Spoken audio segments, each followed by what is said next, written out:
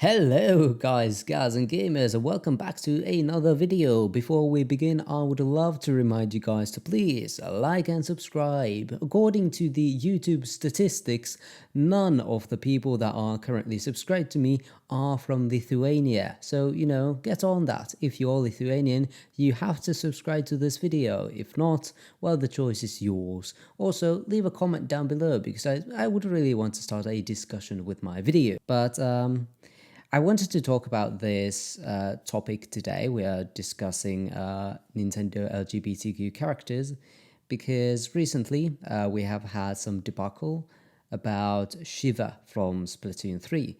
People thought that she would be non-binary, but turns out Nintendo said that she was indeed female. This upset, of course, a lot of people because they were hoping for some representation in Nintendo games.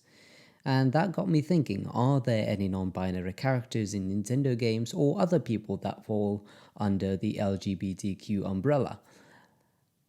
So, I found out, and I think I found all of them, but if there are any missing, please let me know.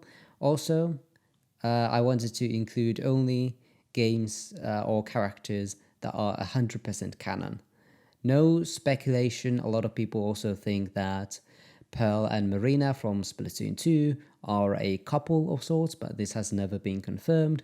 There's a lot of speculations and headcanons in the way, so I wanted to focus on the 100% confirmed characters from Nintendo published games. We are going by franchise, saying all of the characters that in that franchise that are LGBTQ, and the franchises are in the order that I made my notes. Hopefully that is clear. And one more thing that you're probably thinking about, hey there, hot stuff. You are a straight, cis, white guy. Why are you making this video? Well, first of all, thank you for the compliment. And second of all, well, I know representation is cool. It is important, and it doesn't need to be a representation of something that I belong to for me to understand that it is worth highlighting. So, yes, that's it. If there's any other questions, leave them in the comments down below, because I will make fun of you there. So, yeah, let's begin with the biggest franchise on this list, probably. It's Nintendo's heart and soul. It is the Mario franchise, and it does have some LGBTQ plus representation. First of all is the most reoccurring character on this list, Toad. All Toads in the Mario series are in fact genderless, and this has been confirmed by Nintendo in several interviews. Toads are a genderless race that take on gendered characteristics. For example, Toadsworth or Toadette, while they look masculine or feminine, they are all just genderless. Also, Nintendo said that Toad and Toadette are not in a romantic relationship. I'm not sure if their Toads are capable of that, I'm not sure. But Nintendo rather called them adventure buddies, or as this is my favorite, Mario Party 6 called them, they were shroom mates. Lovely. But that is not all for the Mario franchise, as we have another kind of famous character, and that is Birdo. Birdo started out as a villain in Super Mario Bros. 2, the American or the Western version of it, but later became like a supporting character that is not so evil. And kind of uncommon character, usually seen in like spin-offs titles like the sports games or Paper Mario, I think. But Birdo is a trans woman. Her gender identity is also like further explored in this Japan exclusive Wii game called Captain Rainbow, where she is thrown in jail because she used the wrong bathroom. Yes, this is an actual plot point in that game. It's a really weird game. I suggest you look up on that. Basically, it's an action-adventure game where this titular character, Captain Rainbow, not gay, as far as I know, lives on an island with some rare Nintendo characters or less popular Nintendo characters. I think Little Mac is also in that game. So it's an interesting experience looking into that. But that is actually not the only trans woman in Mario, as we have Vivian from Paper Mario Thousand Year Door, released for the GameCube. I do not know what year because Nintendo just never releases GameCube games, so I never study them. She is a trans woman who is actually bullied by her sisters in the beginning of the game when you like first meet her. They call her names and call her such things as a cross-dresser, but then Mario comes along, saves the day, beats up the sisters and probably kills them. Fun. And yeah, Mario accepts her as she is. Unfortunately, the English version of this game doesn't reference the fact that she is trans that much, but other languages like the Japanese and Italian version do reference that a lot more, including saying, I think Vivian talks about like her transitioning in the Italian version and such. But now, moving on to another franchise, this is Animal Crossing next, another big one. And only one character here, and no, it is not Chip Jr. A lot of people thought Chip Jr. would have been gay with the bug guy. That's not the case as far as Nintendo is concerned. They are business partners and roommates, but not actually together. But the one bit of representation we have is actually a very popular and prominent character in the series, and that is Isabelle, the dog assistant from Animal Crossing New Leaf, and so on. New Horizons, the spin-offs. Ever since New Leaf, she has been everywhere. Basically the mascot of the series at this point here.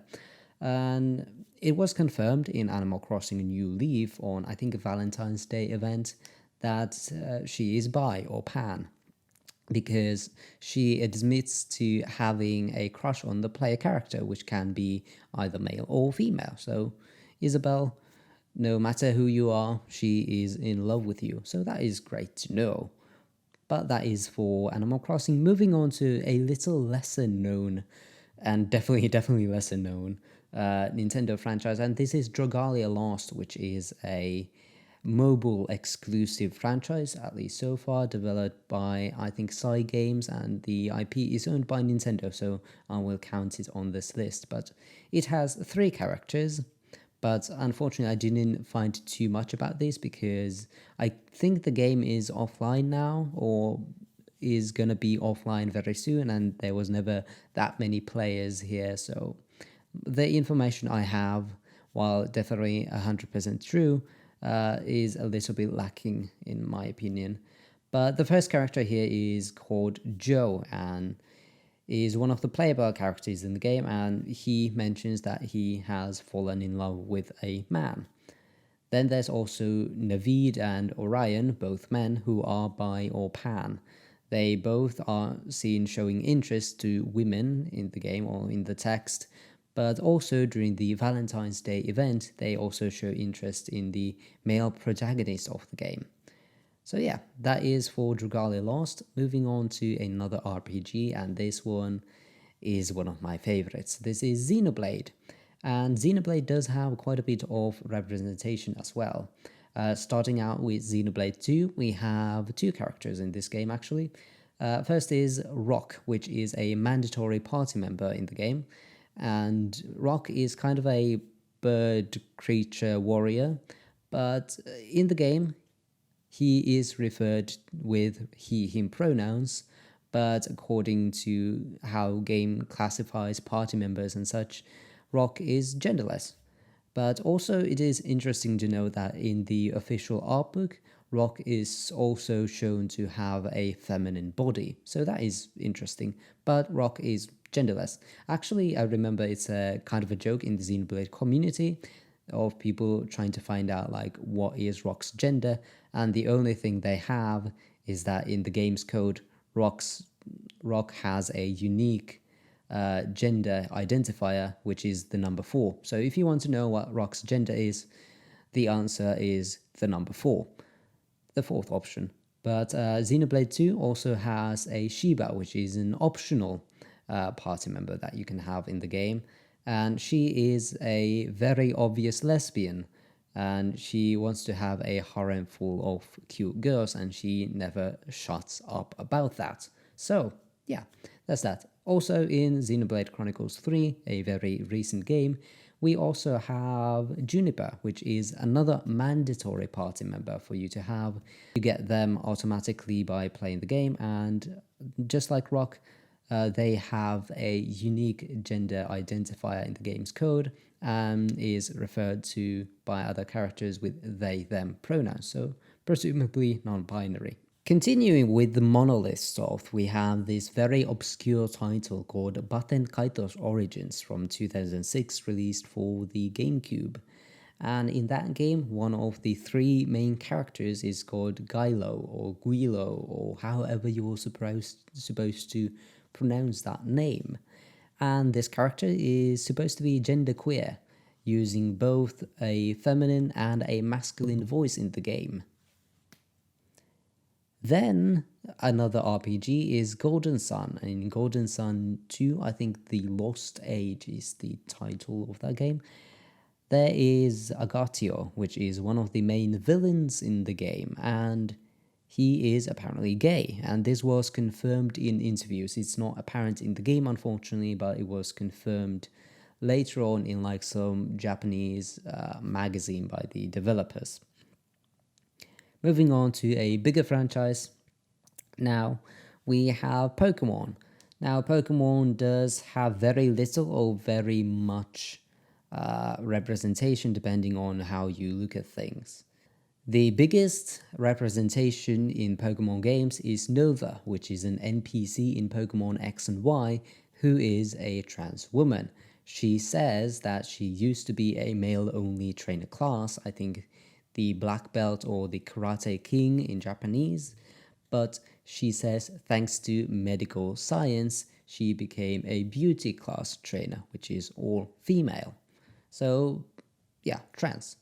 But also I should mention that Pokemon does have a lot of like Pokemon, the creatures themselves, that have either no gender, like some Pokemon like Harbink or the mythical Pokemon Meloetta, or Pokemon that have like very masculine or feminine appearances but can be male or female. So if you want to count that as representation, you can, and that is totally valid in my opinion.